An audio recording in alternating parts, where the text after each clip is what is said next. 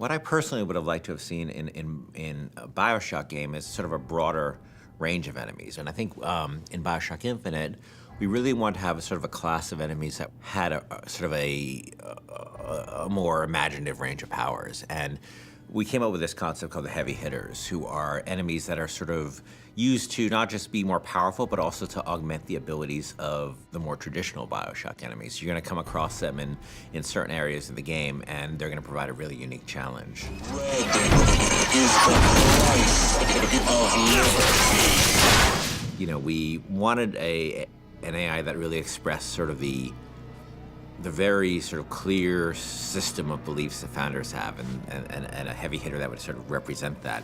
And the Motorized Patriot is sort of the embodiment of that. And they came up with this idea of this creepily motorized, like Hall of Presidents animatronic George Washington. It was specifically the face, specifically this weird, like, porcelain child dolls, you know, poor rendering of George Washington. That kind of clinched it. Everybody saw it and said, okay, we can roll with that. It's one of those rare moments where you kind of all come together and you realize, okay, this is going to work. We're all on the same page here. Let's just move forward with what we got. I can use a turret! On it! Booker, the gear! So the Motorized Patriot, a couple of things make him really special besides the aesthetic of him. One is that he's, unlike most of the enemies, he's completely fearless. He doesn't have a sense of self-preservation, so he'll just keep coming at you and coming at you and coming at you.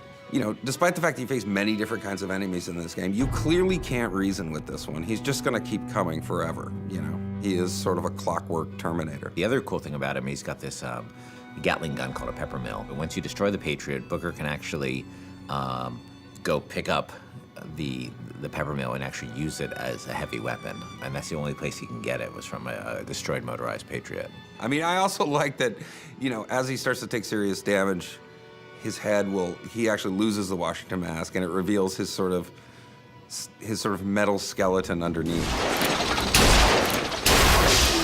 The thing I like most about this guy is that I think he's pretty readable as what he does. You know, he's a fairly simple guy. He's not a Swiss Army knife. He's a guy with a big gun, and I think that reads pretty well. He's got this incredible sense of heaviness. He's relentless, and just hearing sort of the things he's saying is both funny and kind of terrifying. But he's, you know, a deadly, deadly enemy.